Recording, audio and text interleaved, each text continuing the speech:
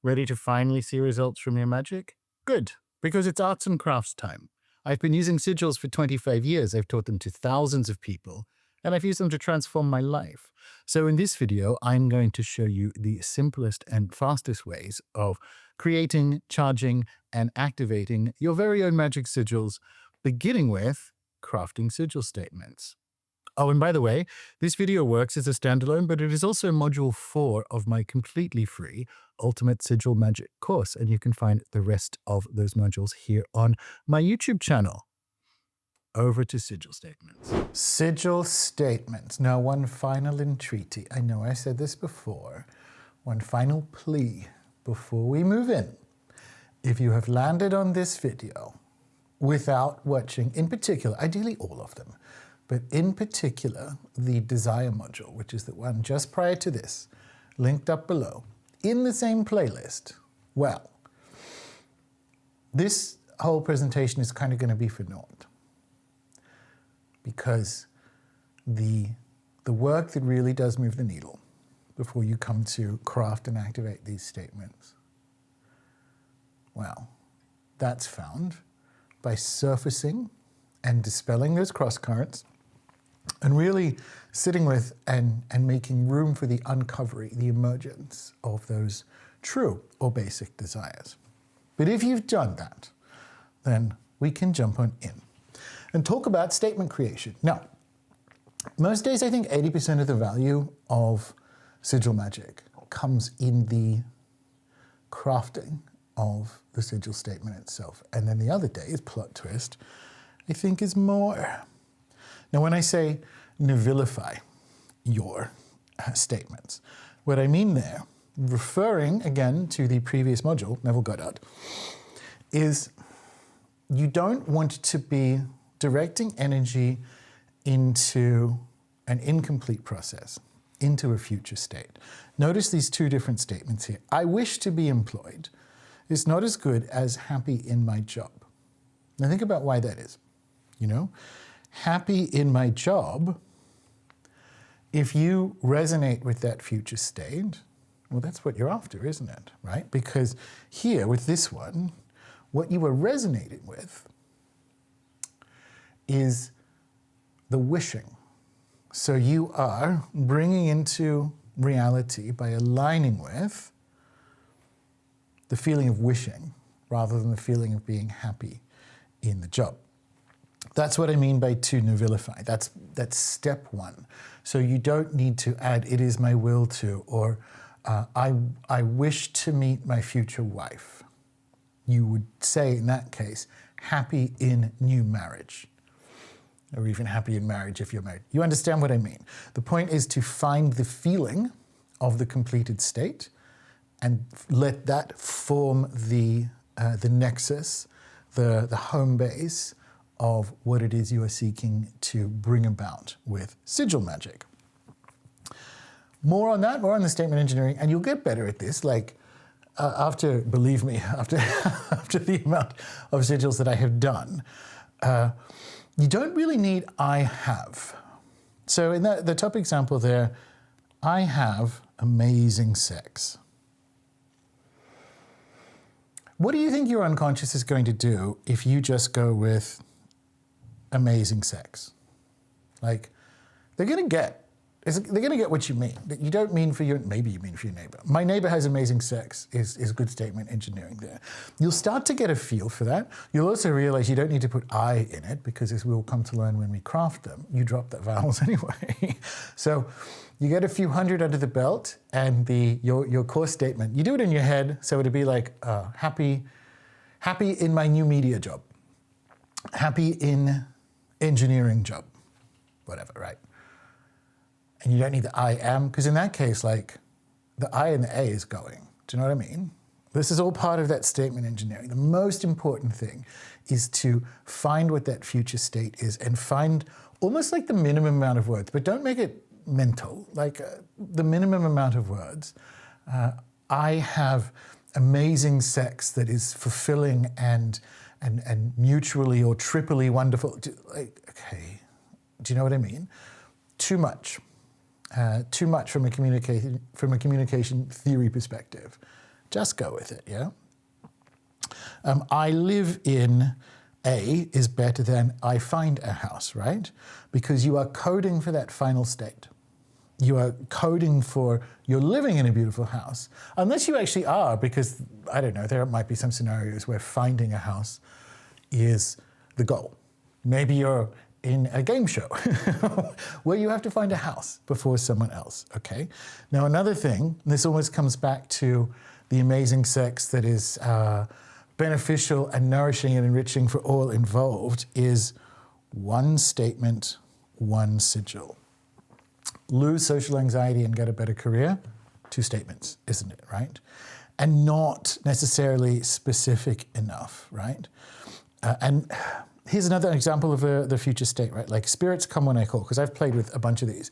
In fact, the very first version of the Sigil course had a string of sigils for improving magic, like you in Sigil to be good at sigil magic and so on. And we might look at that later on in this course. If not, let that be a side quest, because this one, spirits come when I call, obviously is better than I learn to speak with spirits.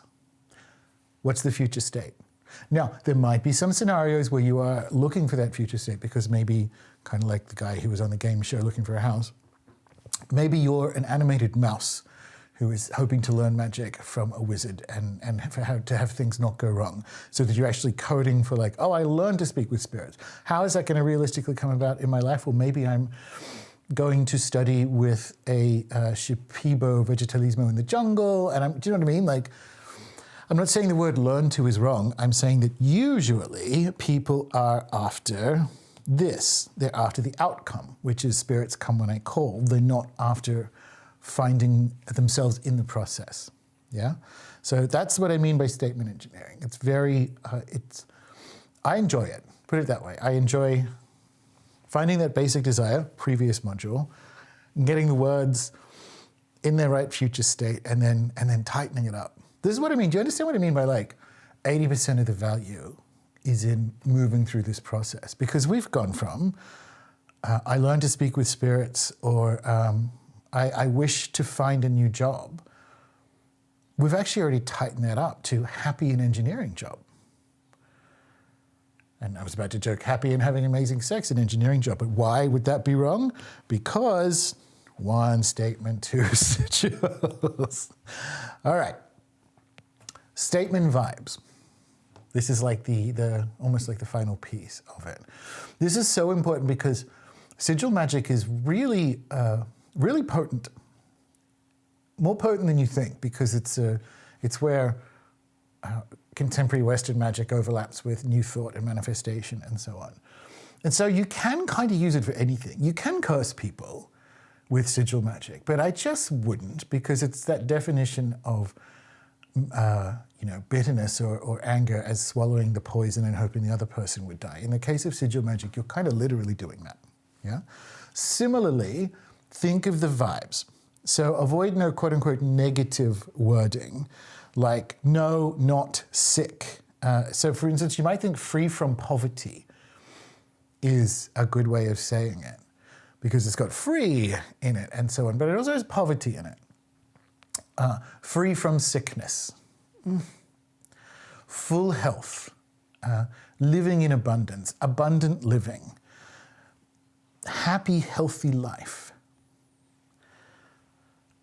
And this is to avoid the unconscious, focusing on the unwanted concept. We have like 120 years of psychological research in things that are called like priming. Good examples would be you can do things like set up 2 different groups of people and have them fill out a questionnaire. And if the questionnaire, and this is for older people 55 plus, and if the questionnaire involves asking them to list their medical history, so complaints they currently have or previously, or medications they've been on or not, versus the others, the cohort that has had to fill out their medical history walks slower and more painfully. It's designed to walk down a hallway to hand the form in, because you've had them focus even on things that might have been 20 years ago. I was in a serious car accident in my 30s.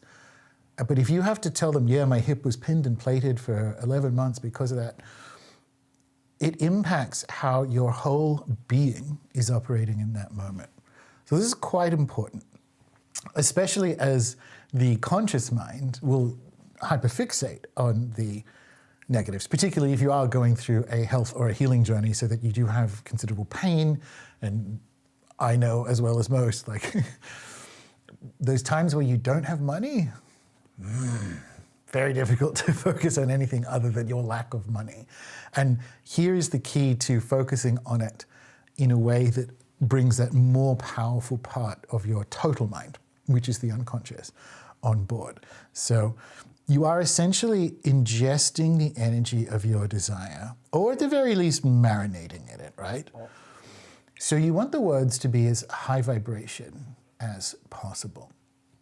This is specifically for sigil magic.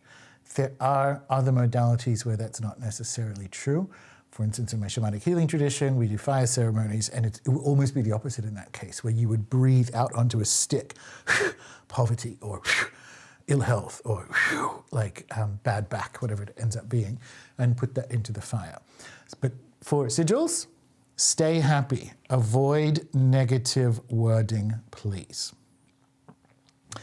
What I mentioned earlier about the cursing, internal versus external targets. Now, you can spend however long you like, and it's fun, don't get me wrong. You can spend however long you like deciding if there is any such thing as internal and external, if it's all the one cosmic enchilada. I'm here for that, I really am. But I'm also here to teach you tactically how to optimize how you do sigils. So, internal targets are what you might expect. Sigils can be effectively target internal changes such as improving health, increasing psychic abilities, or enhancing personal luck. This is what I mean by an internal target. It doesn't just mean like, I have some gastrointestinal complaints, I'll use a sigil for that. Definitely true. It is things like luck and prosperity. It's internal. The stuff that you think, coming back to that vibration, would you eat that? Yeah? And the external ones, they're also suitable for external goals related to oneself, like career advancement, acquiring assets, or romantic relationships. These can be integrated into a single shoal, which we'll talk about in a later aspect of the course, or activation. But a shoal is when you activate more than one at once, yeah? External other targets, this is where you want to be providing yourself some nuance. So remote healing, banishing, or installing spirits. These should typically be activated in a separate shoal. So you can do things for other people, and indeed to other people, but you want to, it's so interesting, right? Because like, if you are a parent of a very young child, the internal-external boundary will be different. Just go with this by feel, which is, so for instance, remote healing of a child, your child, let me be more precise. It's a question whether you would think of that as internal or external, and consequently, like if you're all at home sick with influenza, you could probably do it all in the one internal shoal, yeah? This is just coming back to that vibration, best practice. You are embarking upon a perfectly imperfect process when you communicate with your unconscious. Remember in the previous, well, 2 previous videos, modules ago, talking about jumping across the metaphoric divide. What we do with all this work, with the statements, is to make sure, from a conscious perspective, it is as shipshape as possible before we move it across into the spirit world, across that metaphoric transformation or transmutation. So here's some example adjustments. I am a skilled and accurate diviner becomes my divination is always completely accurate. Now, always completely, by the way, I mean, I teach divination and it isn't. Like, the best you can do is be above chance and you're pretty powerful at that point, right? But there's an element to sigil magic that I think people miss until they do it in high volumes, which is what things like shoaling are good for, which is it's free. And it's that classic, before there was live, love, laugh, there was Aim for the moon because even if you'll miss, you end up in the stars anyway, something like that. But the point is, getting approximately in the direction of always completely accurate, that's amazing.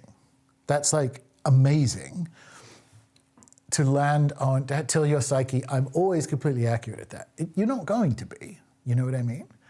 But why would you diminish it when it costs the same amount of energy to, say, improving fortune telling, to my divination is always completely accurate. Same energy going into the psyche. Do you know what I mean? And the thing about sigils and campaigns, we talk about this in the final module, is you spray a bunch of them. You mess with the probability of like the near medium term future. And then you end up in that near or medium term future that looks halfway or further along towards the actual total desired outcome that you want. And then you reset and you go again.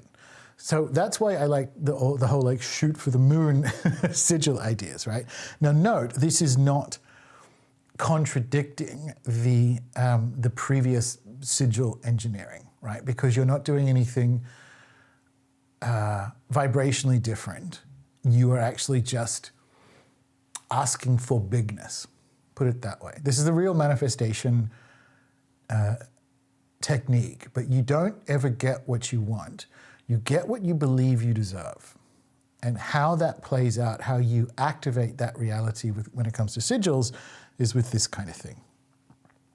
Initial statement, I have $25,000 to pay off my debts, to obviously debt-free being way better, you know? I get a pay raise after negotiation with my boss. Successful salary negotiations. Now, the universe is wily. And there will be times where it's like, oh, I thought I was getting a pay rise and I got fired. And a thing happens when your results land. We talk about it in this module, where if you get fired, sooner or later, hopefully sooner rather than later, depending on your situation, you end up in what? Well, yeah, you end up in successful salary negotiations. And there'll come a time where a result will land and it won't look like what you were expecting. Never does. Not never. That's not true. Often doesn't. And you'll just stop yourself. Like this exact one has happened to me on the street in London many years ago, where it's like, oh shit. Oh, this one just came off.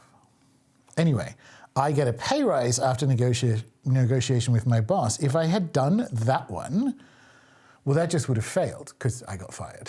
And he was right to fire me. I was not a good employee. I'm not going to lie to you, right? That's why I needed so much fucking magic to keep the career in the air as long as possible.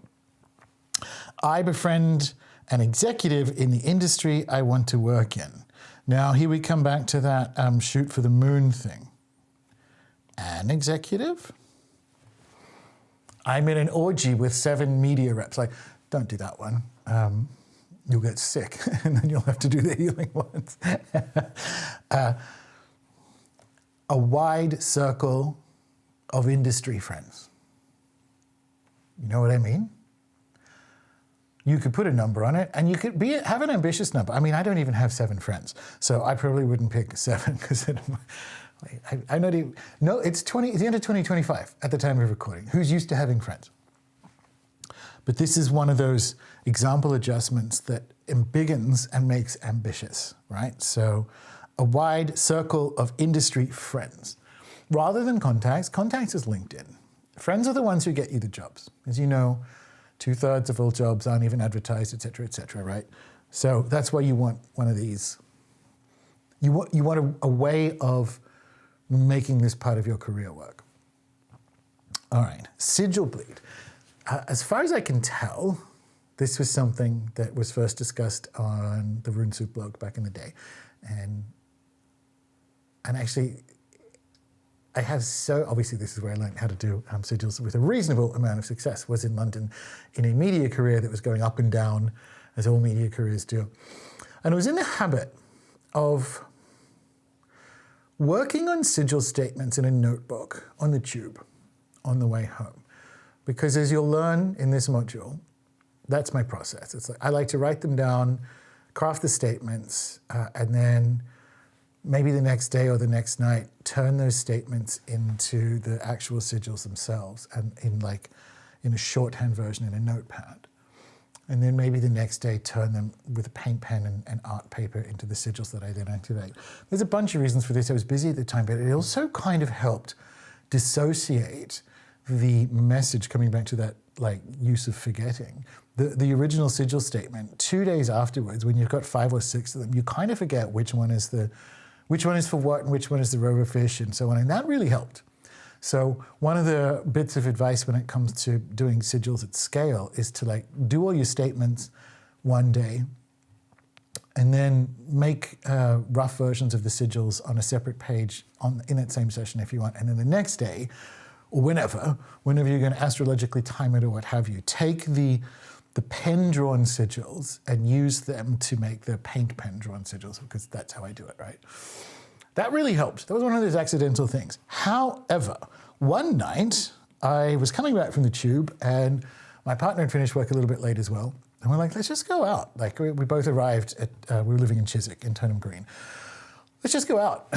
Neither of us were there to prepare supper. So it's like, okay, cool. And we went out, and it's one of those weekday evenings where you sort of got it was a nice night. You got accidentally drunk. And it was fun. It was a fun evening. So we sort of stagger home through the park at about 10:30 in the evening. And my sigils the statements that I had been working on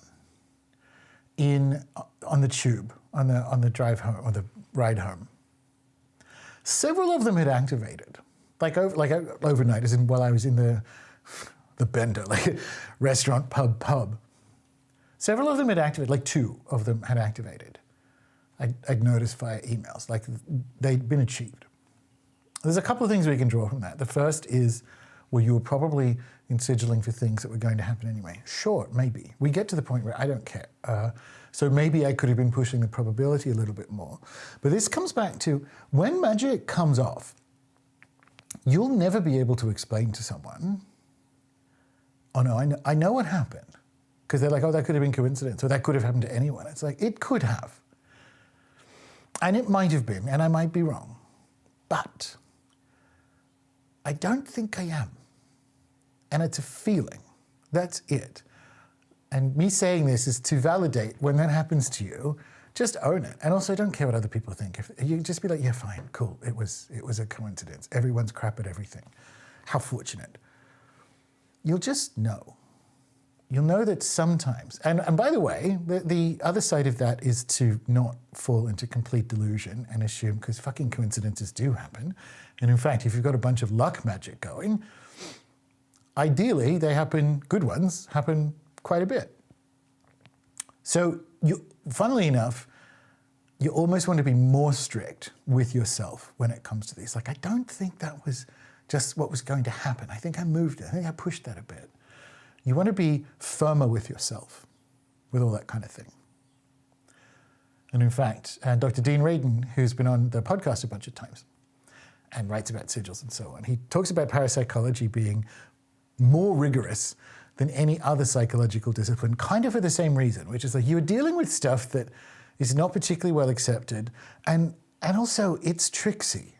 Genuinely, it's mysterious demimonde shadow stuff. So it's better for your long-term mental health to let more go, things that you think, maybe that was magical results. It's honestly better to put that in there, yeah, but it probably wasn't, in the pile than not, so that when they do happen, you're like, oh no, I'm taking this one. This one's going in the Christmas letter. I'm taking it, yeah? Because, how can you know when sigil bleed happens? And the reason I'm telling you this is it will. When you do my process, when you go through creating statements this way, and you focus on the statement engineering, and even if you give yourself a little bit of a break, which I do recommend, I recommend it at the very least, a separate night from creating the statements and activating them. Because of that gap in time, you will get some sigil bleed sooner or later. And then it comes down to like, well, how can you know if it's your magic or just what the cosmos was going to be?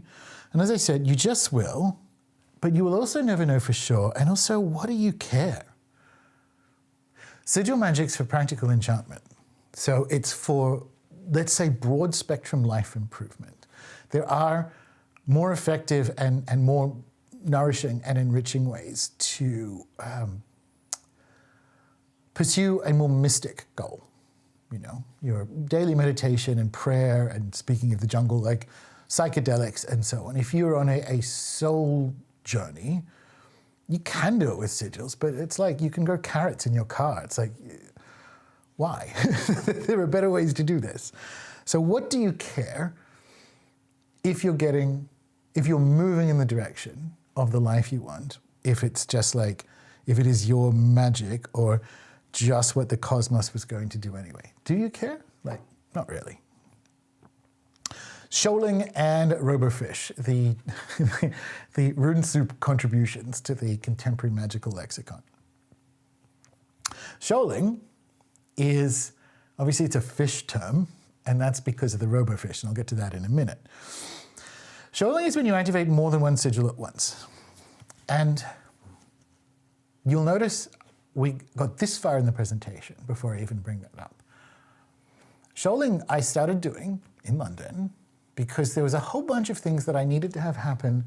Ideally, I needed to tip a whole bunch of things in my favor, mostly from a job-getting perspective. Like, I ran out of money and I needed a haircut and I couldn't afford a suit. So I looked at all these things that I needed, and I had a job interview coming up. So I need like a good cheap hairdresser and some like suits and like all this stuff, but I also wanted happiness things. These were all more or less internal targets. I wasn't in sigilling for anyone else. And so I developed this method of bundling together a whole bunch of sigils in the approximate direction of like a big goal. And when I say big goal, it's like getting a new job seems like a big goal until you get it. Or same thing with a relationship. And then you get it and then it's just life. But the big goal in either case there is like, oh, I would just like a happier, smoother, more satisfying life in Boise, in Bristol, wherever. Only beginning with B. So technically, you can throw sigils for whatever you want in at the one time. 2 or more sigils could be for weird, fun, wacky stuff, which, speaking of it not being good for mysticism, it kind of is. Because when you in-sigil for things like encountering more celebrities or always getting a seat on a tube, another one that I would do, you're not really improving the world, you're just making it a bit more fun. You're making life taste better. So you could throw them in with a bigger goal, relationship, health, what have you, for sure. And everyone always asks, and I kind of understand it, but also just fucking do it and find out is generally my answer. Well, what if it's not for the same goal? It's like, okay, well, try it. And the reason I say try it is the outcomes will unfold. If you shoal and you think, oh, cool, well, I want it to be for this kind of stuff. I want it to be relationship, and I want it to be health, and I want it to be like windfalls, like cheap free holidays or whatever. The results will somehow, and this is coming back to that, you'll just know. You will entangle the results together somehow. So what I would say is, given that it doesn't matter, like sigils are free, it's the cost of paper and paint pens and whatever, do 2 shoals on the one night, if you, especially like internal, external. You're calling in ceremony either way. Do one, then do the other. You know what I mean? Both should have a robofish, we'll explain in a minute. So there was some research done, I think it was University of Liverpool, now 20 years ago, on stickleback fish and fish behavior in general. So they built a robot, stickleback. It's a little fish. And the rest of the living fish in the experiment didn't really follow what it was doing or pay much attention to it at all until it started behaving in confident ways. As in, it rapidly changed direction. It would rapidly move to the left. if it made a bold move, the other sticklebacks would follow it. And the researchers surmised, probably correctly, that this is part of the functioning of fish protective behavior, like a shoal. Because if one of them has spotted danger, it's going to respond to it. And so the other fish, it's like a faster cognition process to be like, oh, someone's seen something, I'm just going to do what they're doing. And presumably that gets them out of danger faster than, hey, where's Gary going? And then looking to see Gary shoot off into the distance and then turn around and see the fish that's going to eat you. It's just easy to be like, Gary's off, I'm going in that direction. That is what the robo fish learned. And I figured, I wonder if this works with sigils. So let's say you have things that are 70%, 55%, that you are hoping to, in your shoal, that you are hoping to have happen. So they're floating out in this not yet 100% probable.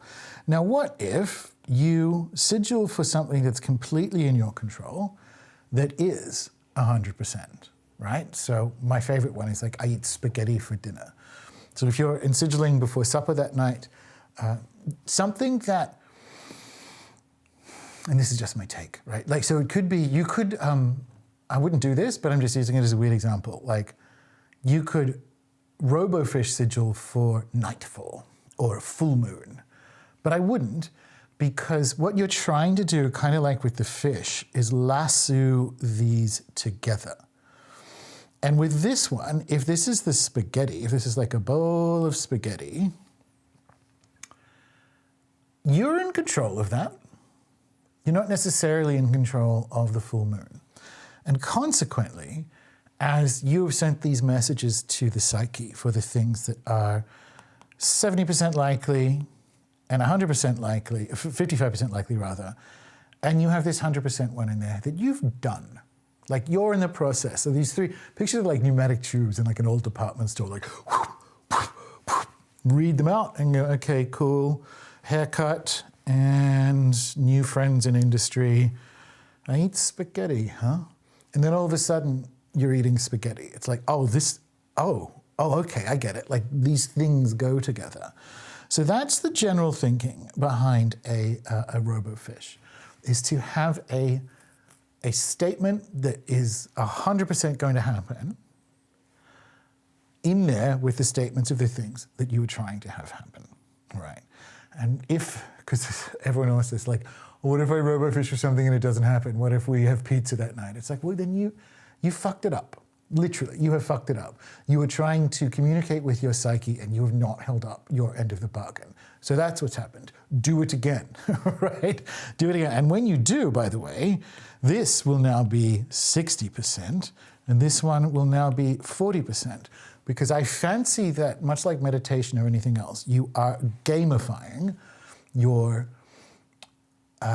communication.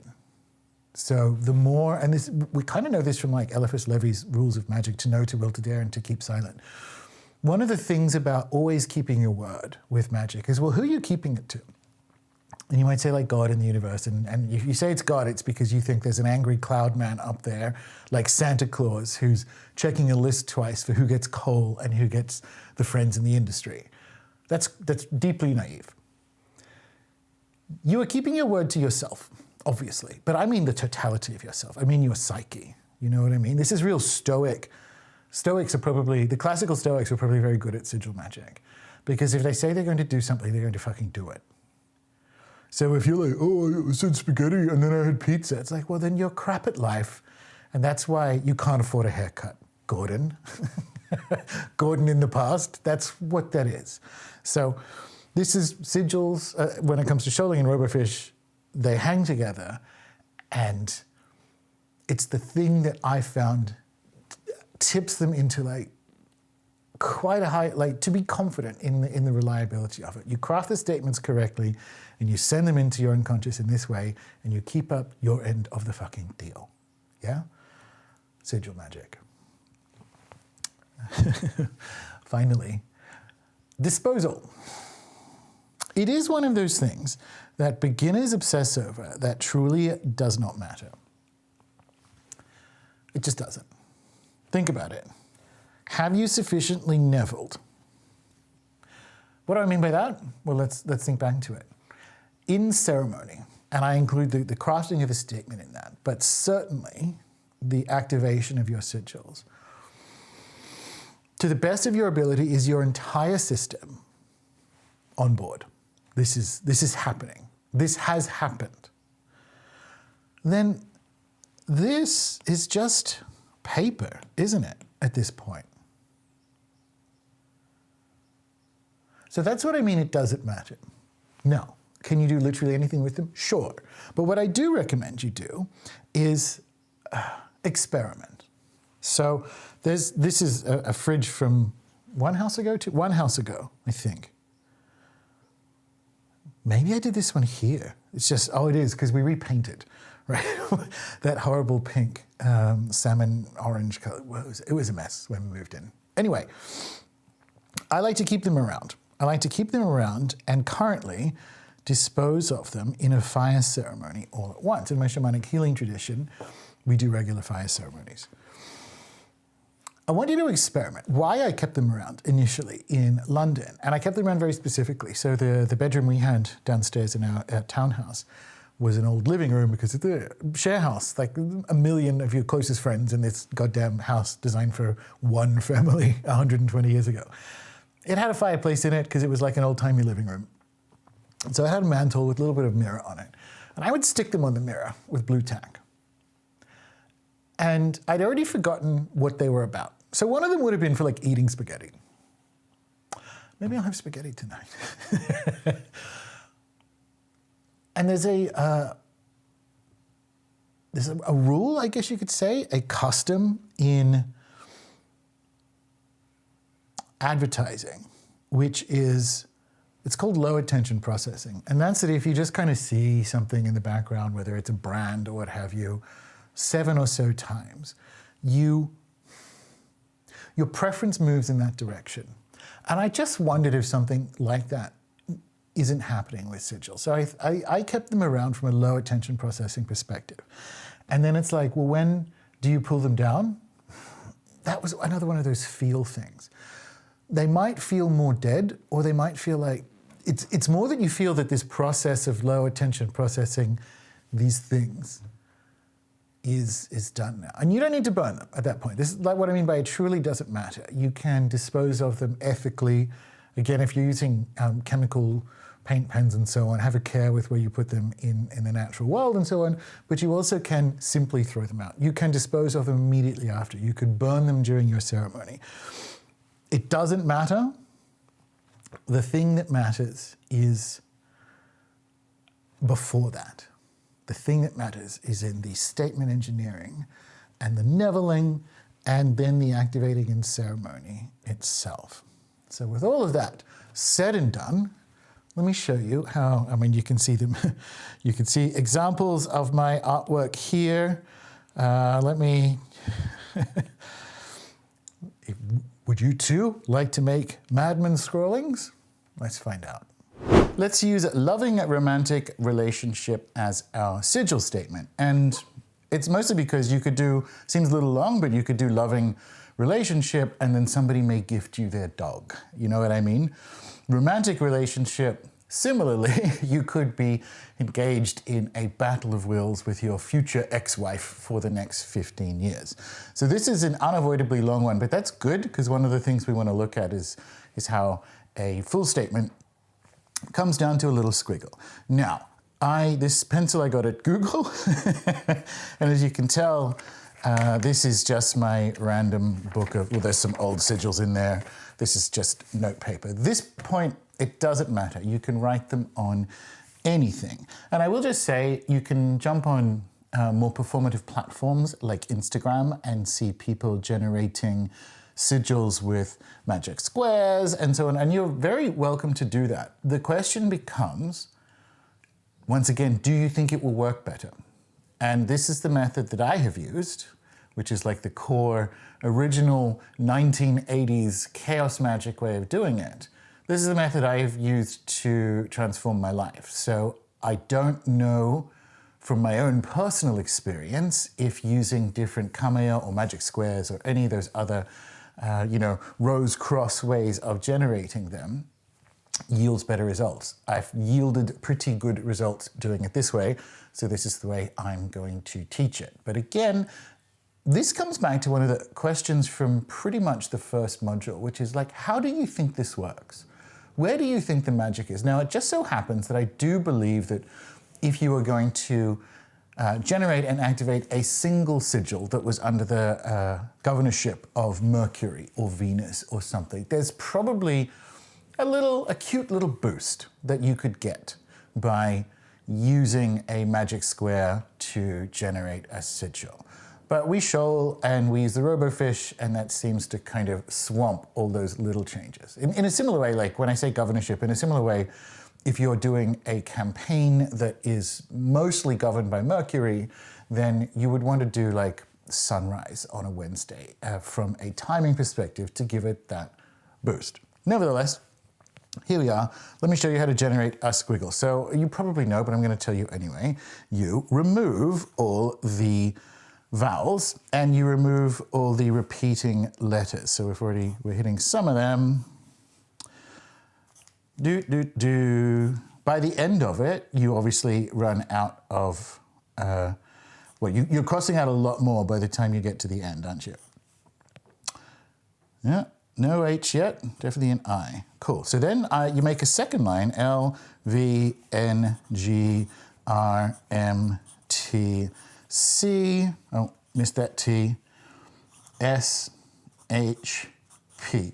One of the things, as I mentioned during the slides, is that you kind of learn, like with an I am, you cross them out because first of all, the I and the A are going to go anyway. And if you just think of your statement having an M somewhere else in it, you're like, oh, I don't even need the I am because it would have been crossed out. Nevertheless, here is your next line of deduplicated letters that has no vowels in it. What I like to do, once again, this is just how I make them. You need to ask yourself, how do you think it works? This is how I make them, so I'm going to teach you. I'm not saying this is better. This is just my thought processes to get to the squiggles that I get to. I sort of look for the uprights. So I've got like an L and an N and an M and a T and H and even there on the P. So you sort of think, okay, well, T in the middle seems pretty good. We've got an L, so I'm going to go in that direction. We do have an N, so we'll do that. And an H. And even a P. What do I want to do with that? Let's make it here, right? Then what you're sort of left with is, dare I say, the fun bits, right? The squiggly bits, or the things that I use to anthropomorphize. So for instance, I love a C for something that looks weirdly like horns. And similarly, V going out there. So then you're kind of left with all the swooshes, like the G and the R and the S, and I've already used the P, right? So it's like, okay, cool. So what are you going to do with the swooshes? And it'll be something like, I'm going to do a swoosh and a double swoosh and maybe something like that. All right, so this thing here is getting on in the direction of, I've put all the letters from the second row into it to my own satisfaction. Now I get to pretty much do whatever I want to make this slightly, slightly less hideous. Awesome. So, and this is, I'm gonna run out of room, so I'm gonna do it here, it doesn't matter. I quite like how this is looking from a, not humanoid, let's almost like put it on a boat, right? No, no, no, no, no, no, no. And then if I look across here, it's like, do I want that to be, I do. I want that almost to be like arms.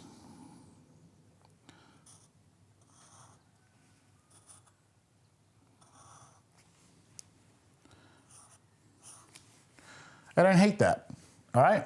Now, when I say that, maybe I should, as I'm teaching this, be a little bit more precise. You will know when you can do this again, right? Like it's like, okay, well maybe I change, just pretend this is all the same. Maybe I change this to like, so the arm actually just comes out like so, na, na, na, na. And maybe I even want it to be like a circle or what have you at the end. It's almost like he's casting something from the boat. Once you're done, it will feel, honestly, it'll feel like I don't hate that. When you're like, how do I know? Do I need to do another round of it? You will just know because it's your mind and it's your spirit that this is about ready to, oh, we'll pretend that isn't there. This is about ready to roll. So what I do at this point, and if I was going to make more of them, I would tear this off the page. If you're going to sigil, a shoal rather, I'll keep that. Then I would move on to the next one so that I would end up with about 5 or 6 of these. At that point, I would wait. I would wait until tomorrow or whenever I have deemed is the time to actually create the sigils on paper and with a paint pen, because that's how I do it. Because by then, if you've given it a day and you kind of shuffle these around, you've forgotten. You truly have forgotten which one is which, especially if you don't like jump into your memory to get it. Like if you tried, almost like playing a game of memory, you'd be like, oh, this is the loving romantic relationship one. But if you actually just like relax and focus on the act of making, and I've got my, literally here is one I prepared earlier, not exactly, but if you just focus on the act of turning this, using these, into something that looks nice here, and then cutting it out, and just focus on the craft of it, then you will indeed not have your mind associate the, or that your conscious mind at least, loving new relationship with this squiggle. Now, I have mentioned timing, and I've mentioned this across multiple days. If you are going to use planetary hour governance, I tend to stick to the grimoire rules. So, all right, this is, let's say, this is all about getting a new relationship. So that's Venusian for the most part, but let's just say Venusian. So it would be sunrise on Friday morning is a really good time to do this bit, right? To actually generate the sigils. Because when it comes to, unless I was going to say astrological, that's almost pushing it, but we will. Electing magical times. It's when you start that's the most important, because that is the moment of astrological governance. If it somehow takes you 70 hours to make your sigils, but you have started at sunrise on or the first planetary hour of a Friday, then great. Now, as for this part of it and the charging and the activating, what I love about the folk timing of planetary hours is that you get every day another swing, or 2 really, at the Venusian planetary hour. You could wait until, for instance, a Venus hour on the subsequent Thursday to give it an additional benefic boost. It could be, you might be on the apps, right? You might be on Hinge and so on, in which case, well, that's Mercury, isn't it? So find a Venus hour on the Wednesday. This is all that stuff that probably does move the needle a little bit from a magical juice perspective, but it definitely moves the needle a lot from the perspective of you really stepping into your own sovereignty and your own delight in what a magic ritual looks like for you. All right, so pretend it's the next day or whenever the hell I got time to do this, where I have forgotten it again. And truly, like, you just stick that there. I try to get, because this stuff is expensive, I would try to make, and there's a couple of ways you can do it. I'm gonna draw it on pencil first. It depends on how good you are at art. And in my case, as the meme has it, I'm not very good.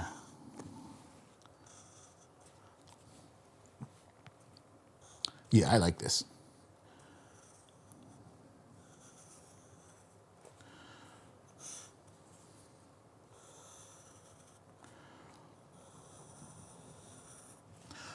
All right. You can also, at this point it doesn't matter, but if you want to put like little eyeball things on the top, you can do that as well. This is straight up.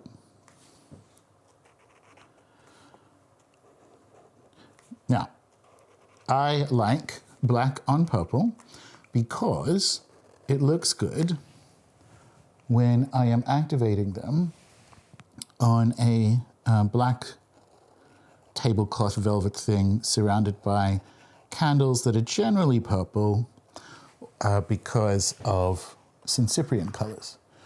Do these colors matter? Again, they do if they do to you, right? So this sort of purple on black looks, this is what I mean by, that's cute. This sort of purple on black looks like magic to me. I have silver, I've got red, I've got yellow, because we were doing tatwas and elemental stuff a couple of months ago, so I was making things with different colors. This is all down to how much you want to make or spend on it. But in the main, I will use silver or purple on black because it looks good in low light on candlelight when you're activating them. That's the main reason. So once this one's done, I mean, this is a little bigger, so I'd probably only get 2 of this. You cut him out, stick him on the pile. Oh, look. Well, that's a Sigil thing. See, I even do that for angelic magic. I was looking for that. All right, but so that's how I generate sigils using paint pen and paper and notepad. We need to have a cute little talk about activation ceremonies because these actually do matter. They do move the needle somewhat in the likelihood of your outcome actually occurring. That's the only universal I can say about it, because you might be full-blown atheist. And by the way, this will work. You just operate with a model that everything that's going on, like power of the mind, you'd be a bit of a weird atheist, but you can do it. You might be an esoteric Christian. You probably couldn't be like a happy, clappy Charlie Kirk Christian. You'd probably need to be have a little bit more give in your belief system than that. You could be a diabolist. You could be, if there are any neo-pagans left, you could be one of them. So when I say it actually does matter, it actually does move the needle, how you perform ceremony. The catch is you have to find the one that feels right, that resonates for you. Because if you're an atheist or a materialist or what have you, and you're out over here with like, I don't know, Hecate and Hermes, and it's like, this is not going to work. You feel that. And similarly, if I tell you to recite Psalms, to season the pan before you activate your sigils, and you've not had a pleasant Christian upbringing, you'd be like, I'm out, I'm a dip. And you'd be right. So ceremony absolutely matters for the activation of your sigils. What I'm going to suggest, I'm going to suggest 2 things. Obviously, I think the best thing to do, because I've been working on it for more than a decade, is to join the membership and learn about prayer and ceremony and get access to the ones across a gamut that will help you find the right way for you to do magic. Obviously, I'm going to suggest that.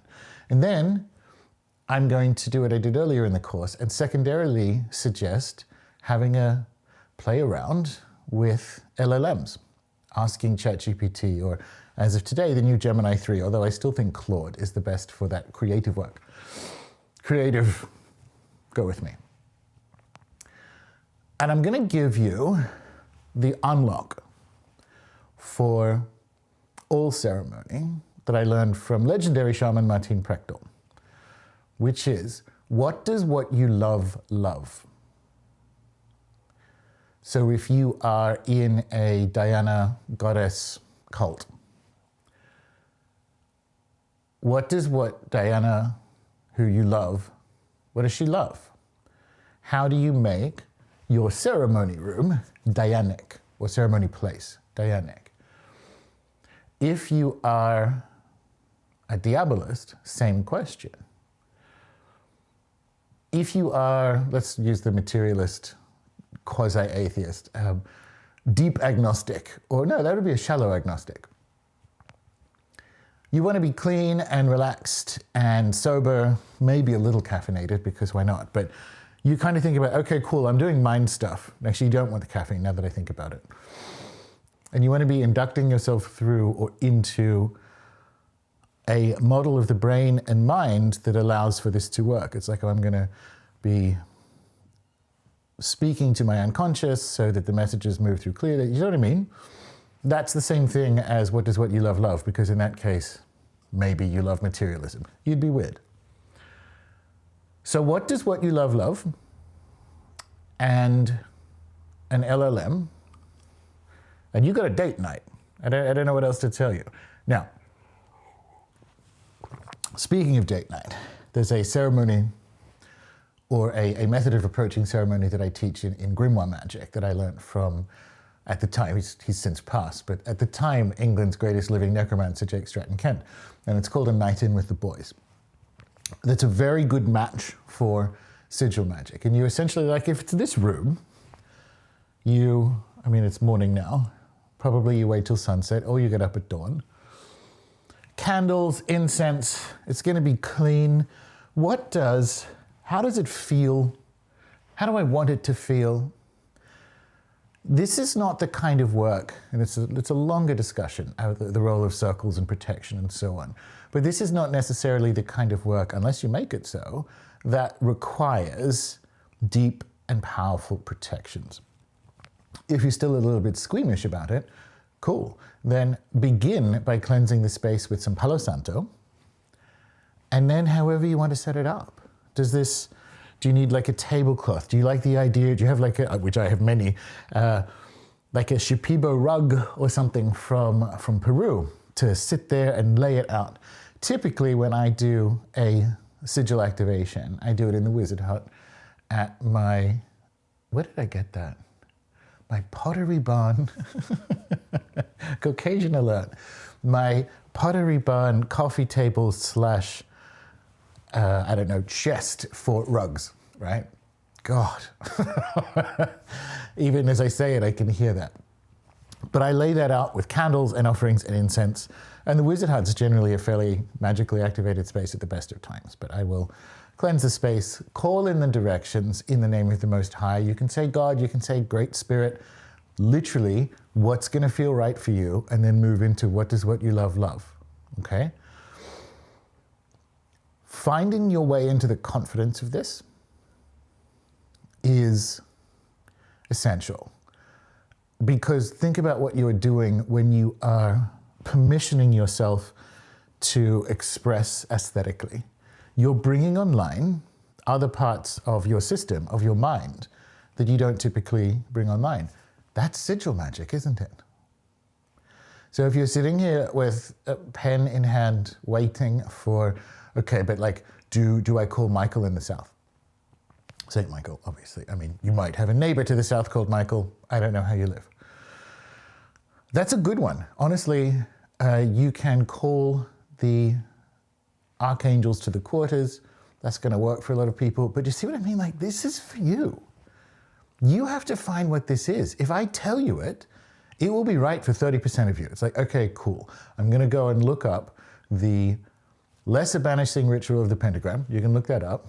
And then give that to ChatGPT or Claude and say, turn this from a banishing ritual into a space consecration ritual so that I can activate my sigils. Go for it. 30% of you, that'll work. That'll be great. It's like, fuck, that's it. This is what I want. This is what I need. Thank you, sir. Another 30%, another third will be like, all right.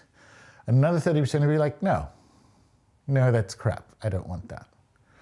And you will all be right. So, I love this bit, actually. I love free-form ceremony creation and performance and like the doing of it. Pick the frame that feels right for you. And you have the full range to like, from like literal diabolist, as in like I believe in the Christian version of reality, but I just picked the other side, all the way up to Richard Dawkins, who actually, funnily enough, when you think about their moral input, again, it's a discussion for another time. All through here, Find what's going to feel right for you.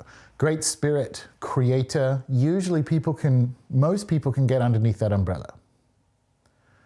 I like Creator. I talk about this in the prayer course.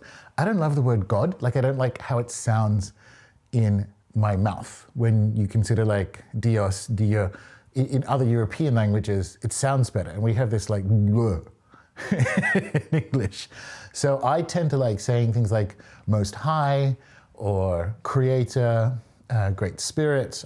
For my healing tradition, I can say Viracocha, which is a similar idea. It's mostly because I don't like the sound of the word God in my mouth, right? I hope I haven't spoiled that word for some of you, just as a sidebar.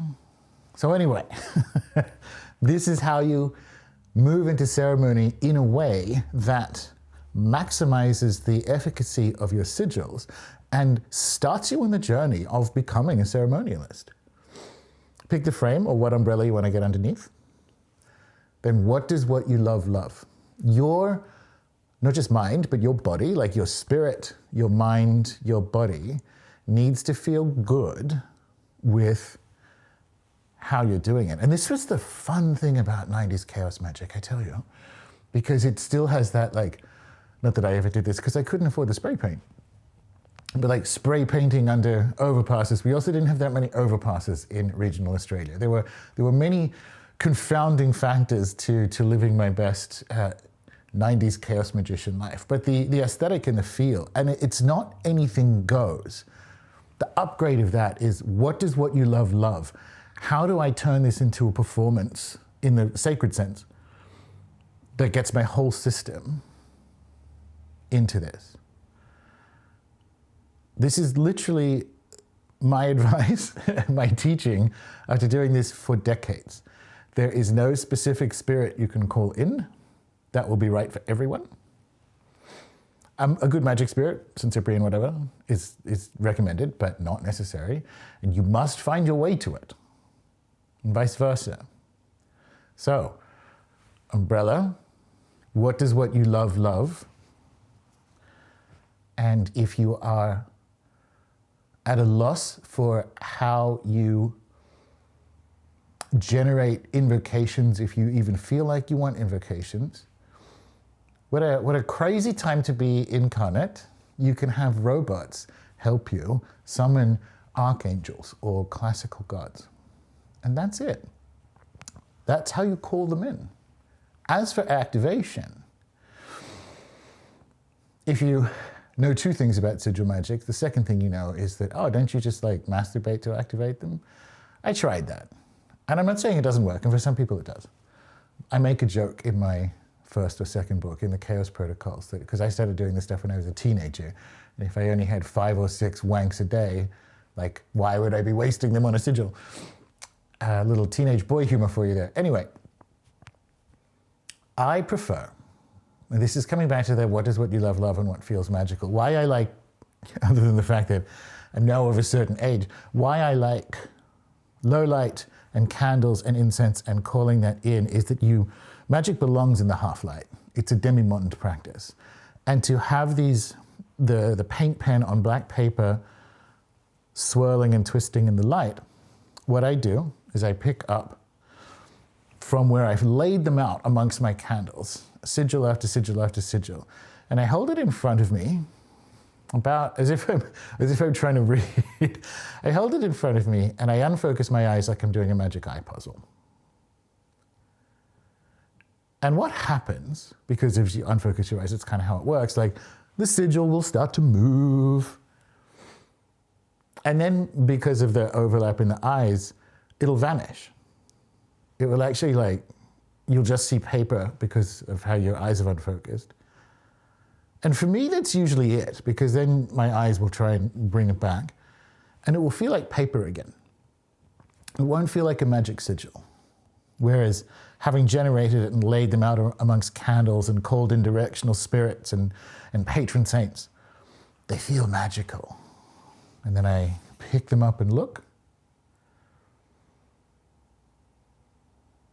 and they go back to being paper.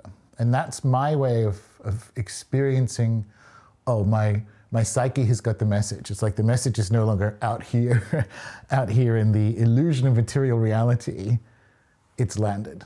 It's landed in the unconscious. And I move through them until each and every one is done. So that's the complete beginning to end of how you create and activate a sigil campaign. And I hope I've left you with the excitement to begin a long and fruitful and fraught relationship with your own unconscious. Because in the next module, in the final module, we'll be looking at how you live in a world where sigil magic actually works. Because it does.